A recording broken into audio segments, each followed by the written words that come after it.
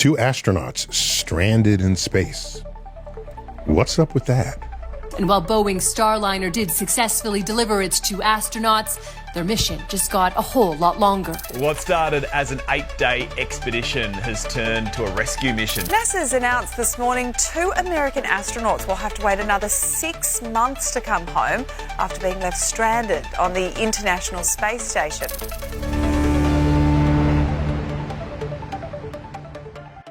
When I heard about this dilemma, I'm an old man now, so I've been around many, many decades. I try to put the potential catastrophe in context.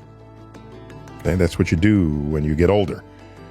You bring not knowledge to a thought, but wisdom. So let me go back in time. When I go back 60 years to the Apollo era, I'm reminded there was a film. Came out in 1969, the same year we landed on the moon. It was called Marooned. Astronauts marooned in space with no hope of being rescued. It had major stars. It had Gregory Peck. It had Gene Hackman. I remembered watching that film in real time and being very concerned for the astronauts because they were running out of oxygen, right? That's kind of important thing you need to survive. They're in a space capsule, which is not very large. And I don't remember why they couldn't come out of orbit. That's not what I remember. What I remembered was the effort put forth by NASA and the public down on Earth to rescue them. But here was a problem. In the time we needed to rescue them so that they wouldn't suffocate from the absence of oxygen, a hurricane was moving across Cape Canaveral. So they find out that the duration of the hurricane, because you're not going to launch during a hurricane, then you'd kill the astronauts going up to try to save them. So that you'd be worse, all right? There'd be more deaths. And then someone realized that the eye of the hurricane was going to move across the launch pad. The eye of the hurricane is quiet. Brilliant. So they set the launch time to match the moment that the eye of the hurricane passed over the launch pad. That's when they launched. Brilliant storytelling, brilliant space drama. And you see that it comes up through the eye of the hurricane and they go rescue the astronauts who would have otherwise died. So my vocabulary, my sense of danger, my understanding, what shaped me as a space enthusiast and a space realist were not only the high dramas of stories depicted at the time, but the real drama of real astronauts whose life was put at risk.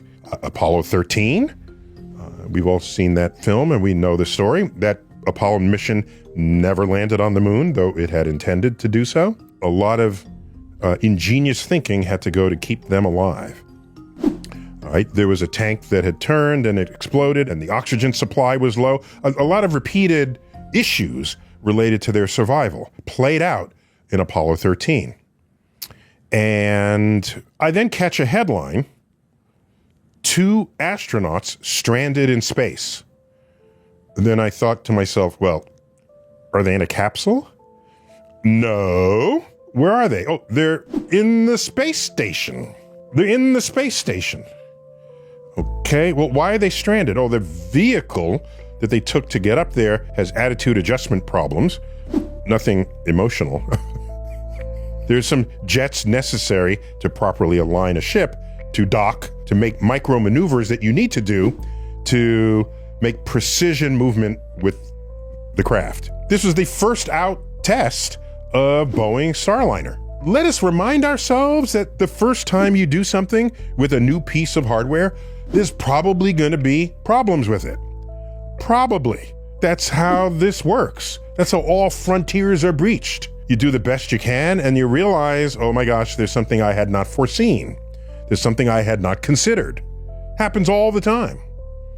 In fact, the very Apollo era were increments. We remember Neil Armstrong, yes, but did you know that Apollo 8 went to the moon and came back, didn't land?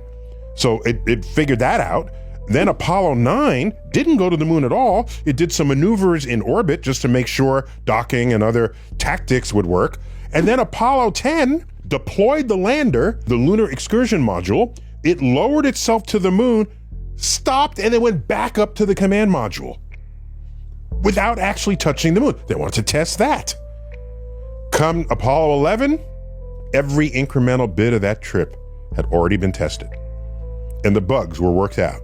So that on Apollo 11, that their increment was not, oh my gosh, we went to the moon for the first time. No, it's we've been to the moon several times. We've even come close to the surface, and now you're gonna go all the way to the surface. Yes, that's how exploration works. That's how discovery works. So the fact that there are problems with the Starliner, I didn't lose sleep over that. Okay, I'm glad the astronauts were safe docking with the space station. Back to their safety. So my two marooned astronauts in this 1969 film were in a small capsule running out of oxygen. Where are our two stranded astronauts? In the International Space Station. Do you know how big the space station is?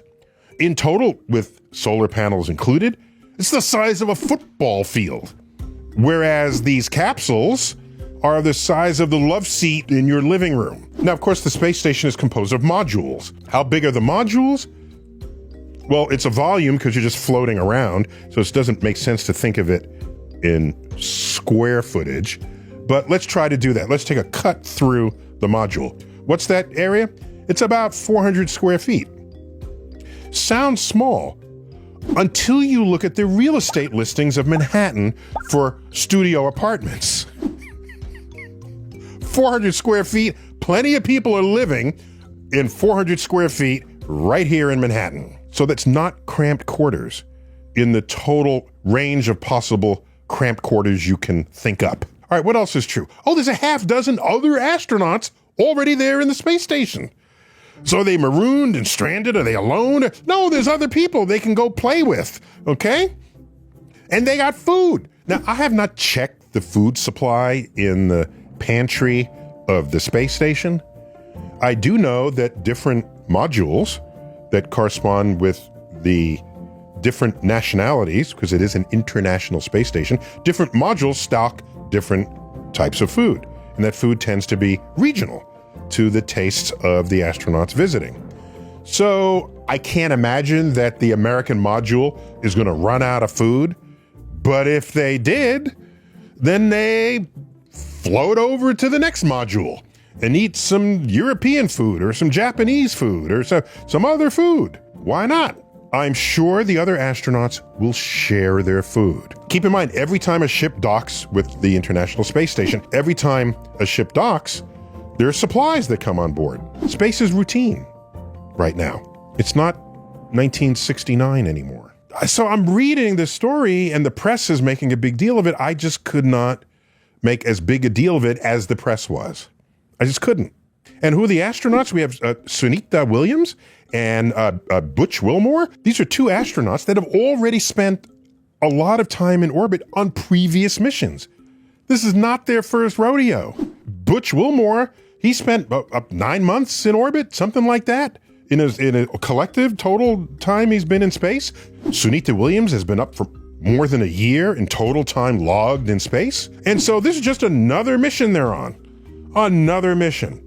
Oh, we can't bring you back in a week or 10 days or a couple of weeks. No, you have to stay up there longer. Okay. We got to figure out how to bring you down.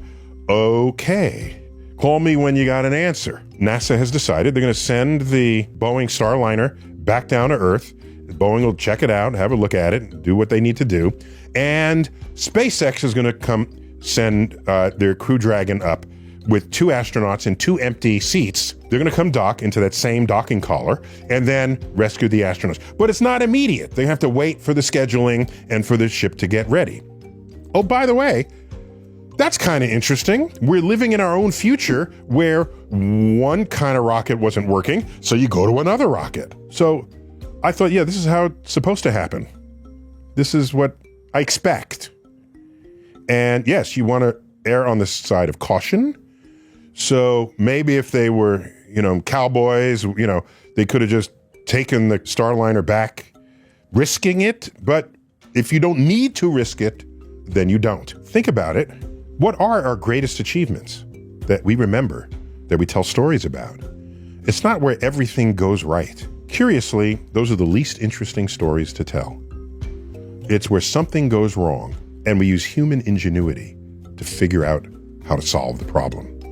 And in the case of space, that human ingenuity lives in the mind and creativity of engineers, especially, and occasionally scientists.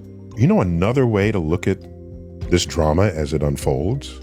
If I were one of those two astronauts, Sunita or Butch, and I get the call from NASA, we can't take you down on the Boeing Starliner. You got to wait 6 months for a different vessel to rescue you. My reaction would be, cool. I get to spend more time in space. There are people who spend millions of dollars to gain access to space. Millions. Buying a seat to get put on a rocket.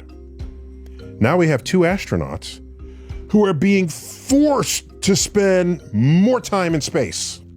They're astronauts. I assure you, they love space. Sunita Williams, Butch Wilmore will welcome you back to Earth when you come.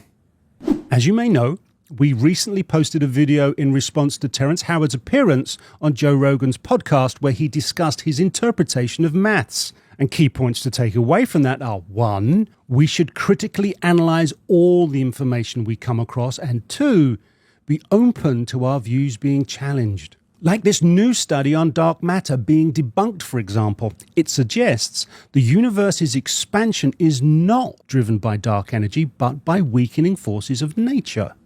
Now, when it comes to new theories that challenge our accepted understanding of space, it's important to see how different scientific sources are interpreting these new findings to fully understand it. Luckily, Ground News makes this much easier to do. With the Vantage Plan, you get access to original research, plus every article covering it and even insight on each news publication's political bias and credibility context that could influence their reporting. Their founder and former NASA engineer also designed their blind spot feed, which uses patented technology to help us easily step out of our echo chambers and see important news stories we might have otherwise missed. Exposing yourself to diverse perspectives helps ensure that you don't just know enough about an issue to think you're right, but you actually know enough to recognize when you might be wrong.